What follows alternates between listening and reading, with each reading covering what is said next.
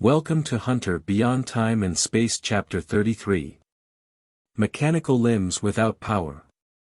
Under the cover of nightfall, Qingchen swiftly climbed over the low walls of two small courtyards, moving through his most familiar environment. In an instant, the topographical map of the entire fourth courtyard appeared in his mind like a three-dimensional image. The autumn wind was cool and carried a slight restlessness from the day.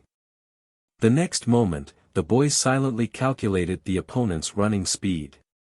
No, he had to be faster. Qingchen felt his lungs burning and his blood boiling. Suddenly, he stood still in the shadow of a corner. And held his breath. The sound of sycamore leaves rubbing against each other in the courtyard rustled, and their shadows swayed on the ground. The sound of running footsteps in the distance, and the lights of countless homes extinguished. None of it mattered. 3, 2, 1. It was now. The boy fiercely swung his shovel at the air outside the corner in the darkness. With a thud, the middle-aged man who was running forward was hit in the legs and tumbled out. Qingchen didn't look at the man again, but turned around and quickly disappeared into the shadows between the buildings with one strike. It wasn't until he left that the middle-aged man's screams echoed throughout the neighborhood, lighting up countless windows. People looked outside, but could only see the criminal curled up in pain and wailing. The middle-aged man's right leg was broken, bleeding profusely. Slowly, many people gathered at the window to watch the fun, but they could only see the criminals. But Qingchen was no longer visible. Even the gangsters haven't figured out what happened. As soon as Qingchen returned to Jiang Shue's house, he saw Li Tongyun holding onto his shivering body. Qingchen asked, "Is Xiaoyun injured?" She was just frightened. "I'm calling the police now to let them handle the situation." "No need, I already reported it," Qingchen replied. Upon hearing his voice, Li Tongyun looked up with teary eyes and said, "Brother, there was one who ran away." "Don't worry, I found him," Qingchen answered. At this moment, Jiang Shui finally noticed the tiger bite that had been split by the engineer's shovel. She suddenly realized that he must have encountered the gangsters and even had a direct confrontation with them. However, after looking at Qingchen for a long time, she found that he had no other injuries besides the tiger bite. "Your tiger bite is broken. Wait a moment, I'll go get you some gauze and iodine," Jiang Shui said. "After all, I'm just an ordinary person." Qingchen looked down at his tiger bite and sighed that he had a powerful brain but not a matching body. He must speed up the process of obtaining abilities in the other world. "Don't bother, Aunt Jiang Shui," Qingchen said. "I have some at my own home." At this time, the neighbors had all come out after hearing the commotion. They were too scared to come out earlier, but now they should be okay. The middle-aged man's right leg was broken, bleeding profusely. Slowly, many people gathered at the window to watch the fun, but they could only see the criminals, but Qingchen was no longer visible. Even the gangsters haven't figured out what happened. As more and more people surrounded Qingchen, he quickly said, "The police will be here soon. I'm going back to my house first. Remember, I have nothing to do with this tonight." Jiang Shui hesitated for a moment and said, "Okay." The noisy discussion outside the window, the police sirens, and the footsteps of people coming and going seemed to have no effect on Qingchen. He lay silently on the bed, contemplating. The moment he swung the engineering shovel today felt like he was welcoming a new life.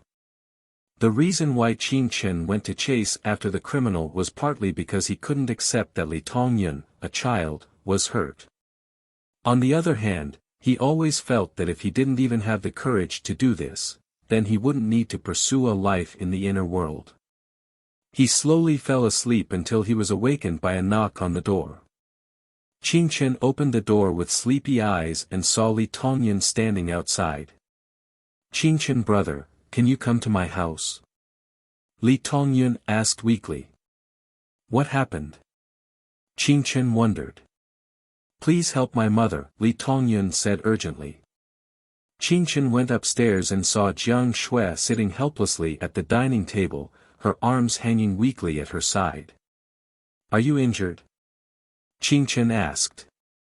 No, it's not an injury, Jiang Shui replied, it's the lack of energy in the prosthetic limb.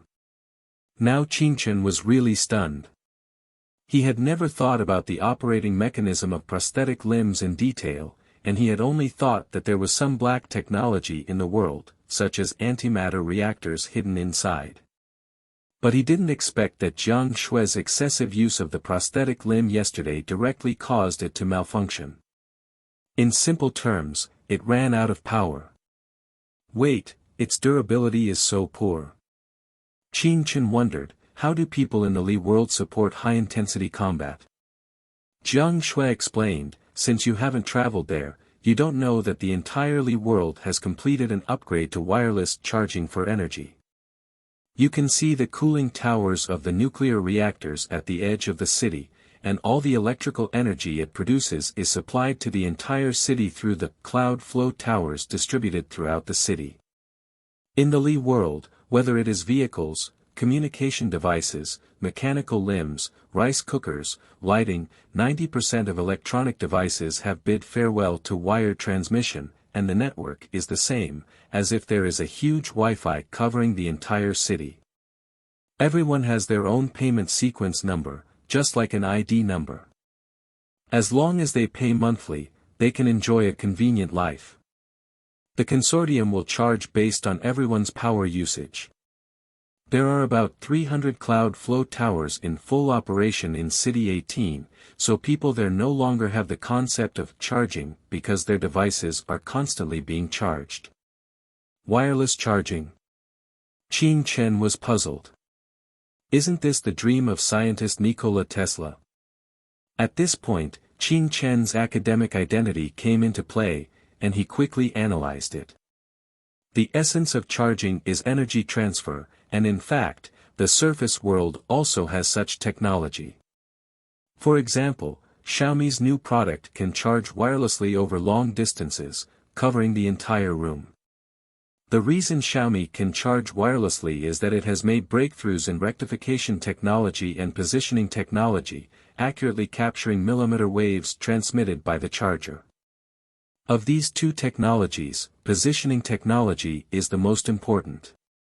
Otherwise, the charger's spread will be spherical waves, rather than accurately transmitting to the phone. In short, without positioning, the charger will be an open microwave. That's too scary. And the technology in the Li world is definitely different from that of the surface world, at least in terms of technology breakthroughs. Will this thing be harmful to the human body? The answer is negligible, because the radiation emitted is not even as large as that of a phone. As long as its positioning technology is advanced enough, there will be no impact. Of course, Qin Chen has not specifically studied the transmission principles of the Li world, so he is not sure whether the other party has realized Tesla's dream or whether it is similar to the current wireless charging technology in the surface world. However, regardless of which type it is, being able to fully realize wireless charging is still quite novel. At this time, Li Tongyun suddenly asked, will there be radiation from wireless charging? Last month, an old man and an old lady in the neighboring community forced mobile to dismantle the signal tower. Will this radiation be larger than that of the signal tower? Jiang Shui hadn't thought much about it before, but now she was a bit worried after Li Tongyun's question. She asked, many public accounts have said that even the radiation from mobile phones is very harmful to people. Will these cloud flow towers affect our health? Indeed, there are too many public accounts explaining the harm of radiation. Many people really believe it, and have even pulled out many communication carriers' base stations and signal towers. Qin Chen thought for a moment and said, the size of radiation varies from person to person. What does that mean? Li Tongyun was puzzled. Qin Chen thought for a moment and said, the lower the education level, the greater the radiation. Li Tongyun. Jiang Shui. Thank you for listening to this episode of the audio novel, The Hunter Beyond Space and Time. If you enjoy this channel, click subscribe to get more fascinating English audio novels.